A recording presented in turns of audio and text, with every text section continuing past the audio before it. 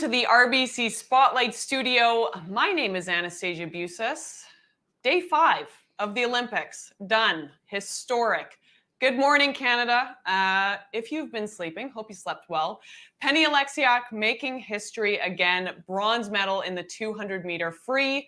She now is tied with my dear friends and teammates, Clara Hughes and Cindy Clausen, as the most winningest, is that how you say it? Canadian Olympian of all time. Take note, she's 21 years old. This is historic. This is magic. You should be very, very excited. Some unfortunate news, however, coming out of gymnastics. Simone Biles pulling out of the Olympic tournament for mental health reasons. We wish her well, of course.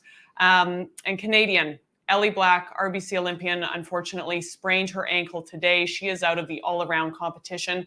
Still hoping to compete August 3rd in the beam final. No word yet on what her status is, but we also wish her well. This is a live show, and I have a live guest. Thank you so much for joining me, RBC Training Ground grad, Gabby Smith. How are you doing, my friend? I'm doing well, thanks. How are you? I'm great. It's so nice. I've been talking to people via Zoom, so it's so lovely to see you here. You obviously competed today, made it to the A final. How do you feel?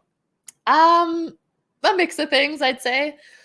Definitely happy to have made the A final in our first Olympics, but wasn't quite the performance that we were hoping for today. So a bit bittersweet. It's the first time since 1996, though, Canada has had women's double sculls on the water. Yeah. That just blows my mind. How wild is that when you hear it? So wild, especially considering that Marnie and Kathleen were both huge role models of mine growing up. It's so crazy to be rowing in their boat class and trying to live up to the legacy that they laid out. Did Marnie give you any tips? I mean, she's just as you said, obviously the chef de mission. Yeah, she actually wrote my doubles partner and I a really nice letter with a lot of encouragement and just really nice words from her time racing and what it means to be in a double and sort of the magic of that boat. What do you take away from this first Olympic experience? Yeah, I think just a little bit of that Olympic magic, sort of, even though it was a bit of a weird one with COVID and everything, but it's so surreal to be here and to be living out your childhood dream. It's crazy. Jess Sevick is, of course, your partner. What's so special about your partnership? I think we're very similar in a lot of ways. I'd say we're both absolute workhorses, and I think that's really why our partnership works so well, because I trust 100% that she's working as hard as she can, and at the same time, I'm working as hard as I can. And so, yeah, we really have a strong trust in each other's work ethic. Yeah. I know. Tongue twister. It's live. Do you have any fun little superstitions that you guys do before the gun goes off? It's funny that you ask. After our heat, we had a bit of a bobble out of the blocks. And so heading into the semi, my mom sent me a message saying, "Why don't you ask Jess what her favorite kind of ice cream is right before the race?" And I was like, okay. Just to sort of keep it light and keep it loose and not let the gravity of the moment get too large. So I asked her about that. What was her answer? Rocky Road. Pretty good answer. Yeah. Yeah. I'd say that is our new tradition. Talking about ice cream. Yeah. I mean, Paris is just 3 years away. Yeah. What are you going to learn from this experience and apply to Paris? Yeah. That's a great question. I think something that Jess and I did really well leading up to this Olympics was sort of handling any adversity and any speed bump that came our way. It was also tiring to do that. So I think something that we can pull into 2024 is just sort of maybe trusting ourselves and trusting the journey a little bit more, and using all of it to our advantage. I'm giving you the mic. A lot of people cheering you on from back home. If you could, talk to your family, talk to your parents, talk to your friends, what would you like them to know? Hi. Thanks for watching. Thanks for supporting me. Yeah, it means the world to have received all of your texts and emails and phone calls over the last couple of weeks. Thank you for all the love. It's been huge. I see the emotion on your face, and I appreciate you. Thank you for taking the time. Thanks. I am very excited to see you in 3 years' time, my friend. Thank you. Thank you so much, Gabby. This is a live show. We got to put on our let's mask up. And we are quickly going to bring in Haley Daniels. Thank you so much, my friend. Yes. Live show. It's like musical chairs, musical chairs. There's so much going on in the water today. Is it okay that I take my mask off? Yeah, we're good. If you are comfortable, I am comfortable, my friend. We're 6 feet apart. How about you? How are you doing? Oh, what a big day. Historic day. It was a historic day. I mean, I've been dreaming of this day for the last 12 years since I got into canoeing. So I'm really proud to be here. I really wish that my performance went a little better. But to be honest, I'm really, really happy with how the top and the bottom of my paddling was. There was just one mistake in the middle that was costly. I want to get to the mistake in the middle. But when she says historic day, first debut of canoeing for women in the Olympics, something that was afforded for men for 85 years. Mm-hmm. Again, when you hear that, I mean, just what do you feel? I get chills. Myself and the women that are on the water with me today and the women that aren't here, but all of the women's canoeists across the world, we band together and we fought for gender equality. And today was the first time we were ever in the Olympics. And I just can't believe we actually got here. I've been thinking about this moment for so long. There were times when I was training and I wasn't even sure why I was training because I was never sure if we were ever going to get to the Olympics.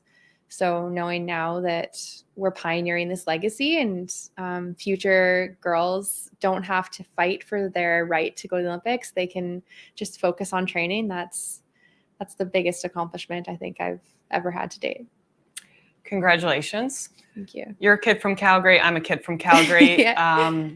We've known each other for probably a decade now, and you have always been such a champion for gender equity. Where are we in that fight right now? I mean, Canada's doing pretty awesome. Mm-hmm. Whoop, whoop, in the medals. We're definitely killing it. So go girls. But we're still far. I would say that there's still some speed bumps that we all need to go through, but we need to continue to break that glass ceiling and continue to shatter barriers because equality is something that we all want to strive for. I couldn't have said it better myself. You said you had a little bobble in the middle of your race. I would love to revisit that. Just take me through it. What happened? So in our sport, if you touch a gate, it's a 2-second penalty. And if you miss a gate, it's a 50-second penalty. And I had a really solid section on the top. And there was one area where I went a little too far and I went to the right side of a gate and I wasn't able to paddle back for it. So I got a 50-second penalty. And in that moment, I could have chosen to snit or be mad and just go down because it's over. But I chose to fight and have a good bottom half. And I'm really proud that I did that. So what was your mindset just being on the starting line, knowing that this was, historic, majestic, any kind of, any way you want to, it was history. Glorious, glorious. I think, I keep on saying this, but I've envisioned these days, this moment, these games for my entire career. And so being on that start line, I thought my heart was going to be thumping out of my chest and I was going to be shaking.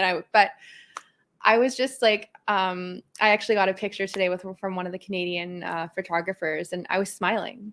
I was just grateful to be there and I'm grateful to be here. And I wish it went a little better, but there's this amazing tribe of people behind me and there's so many people that have helped me to get here. And I just feel so cool that we just literally made history today. Yeah. So it's pretty cool. And I just can't wait to see what's next.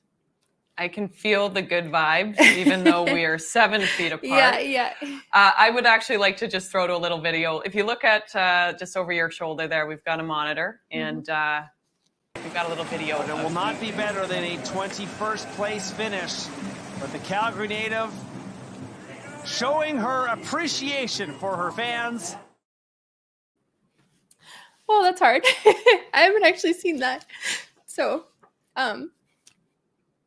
yeah, we've been away for 7 months.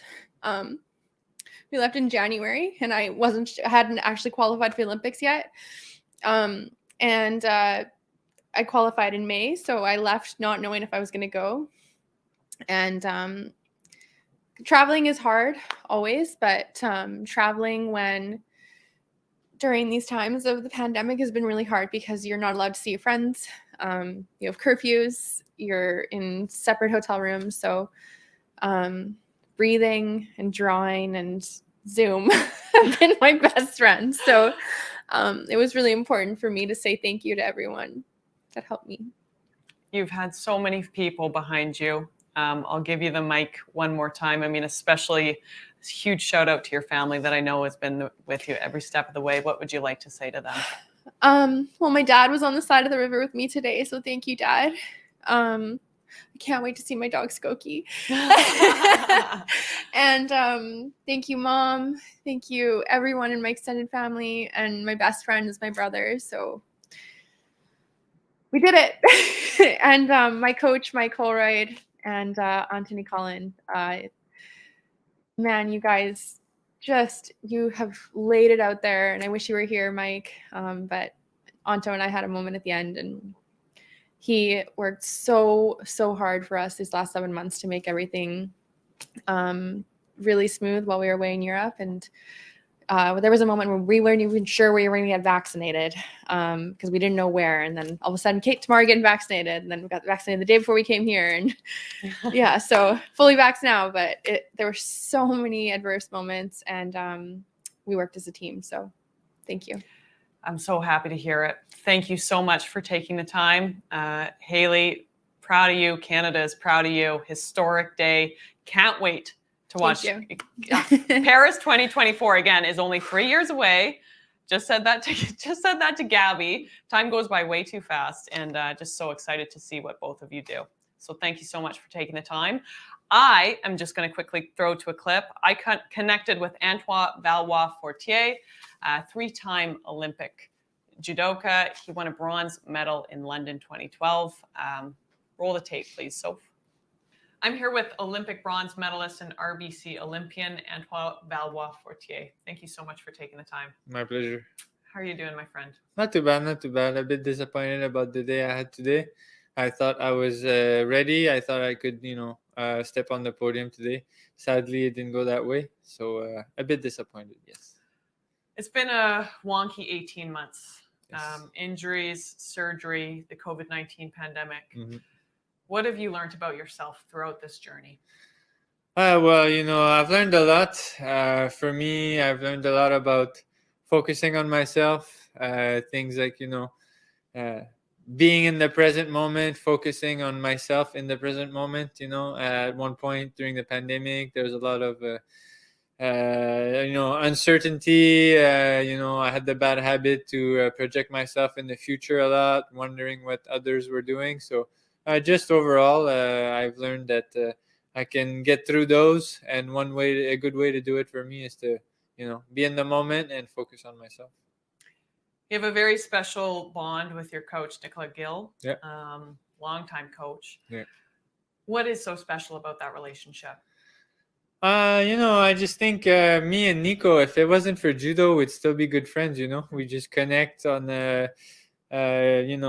values and personality, and then on top of that, Nico always he can relate a lot to what I'm going through because he's been through it before.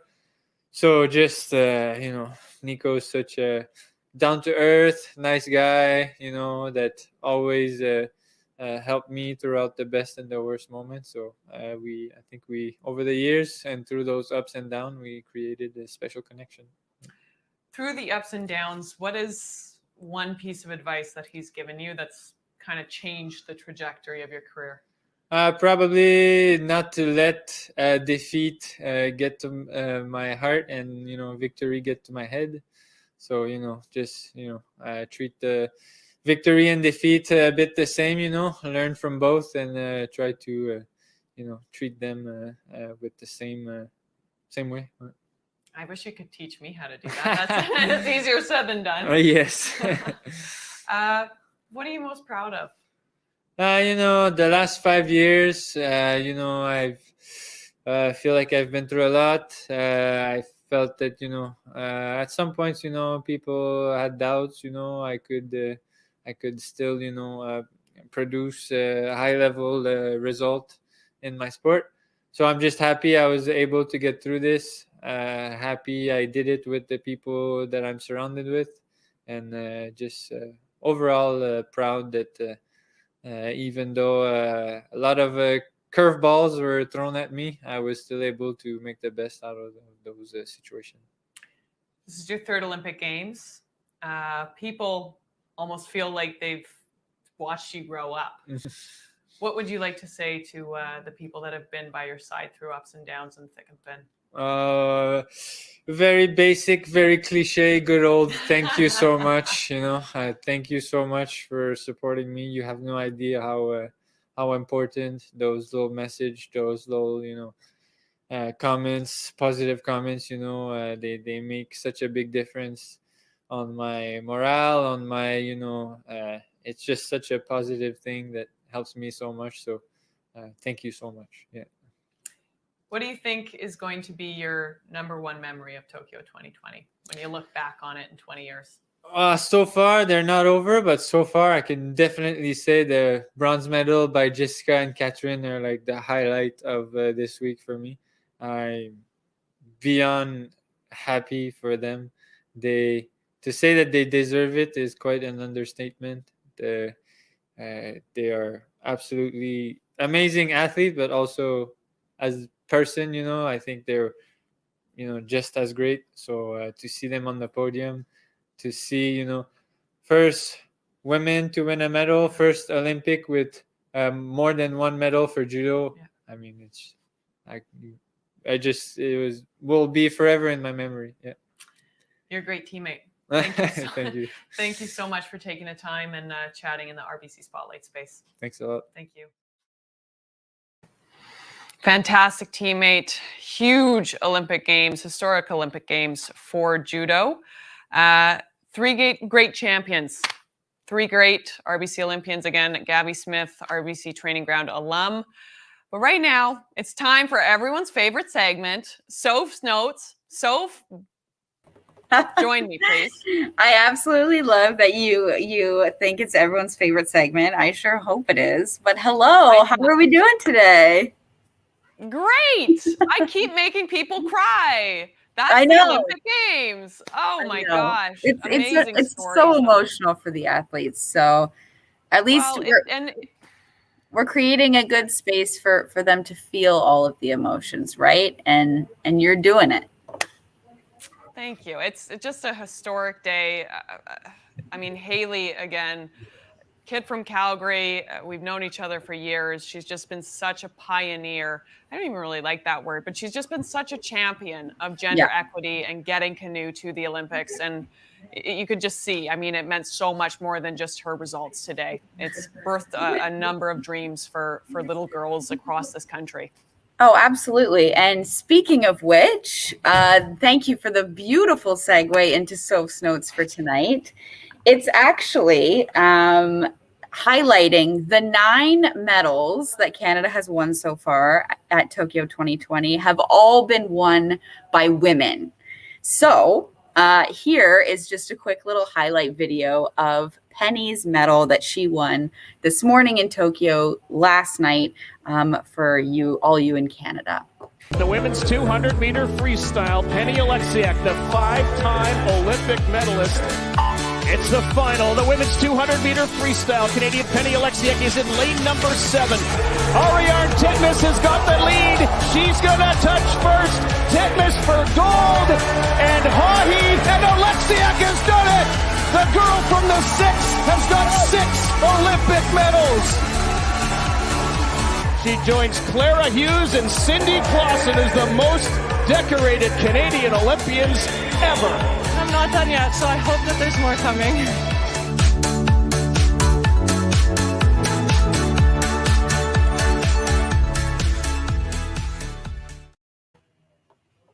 Six.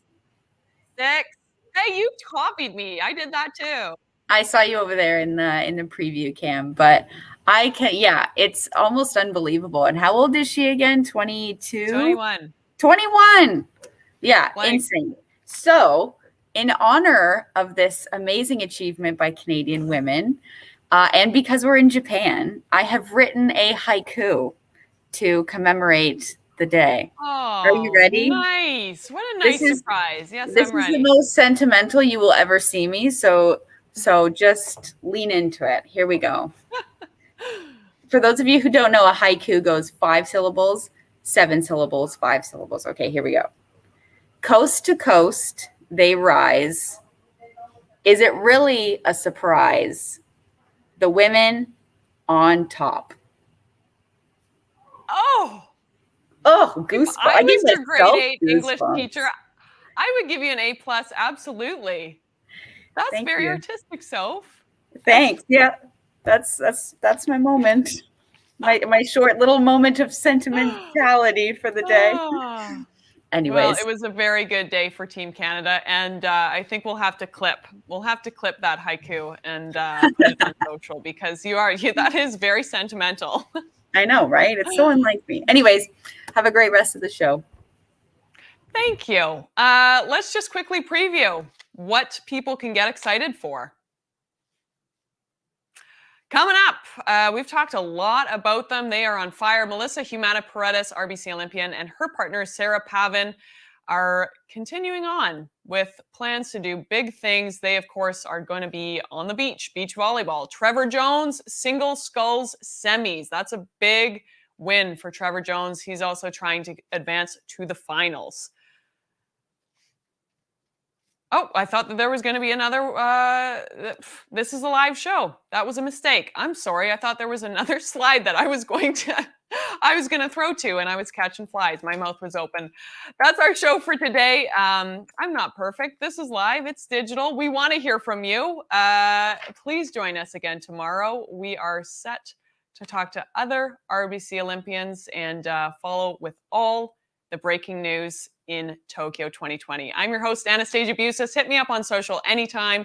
Until tomorrow, thanks for watching and see you down the road.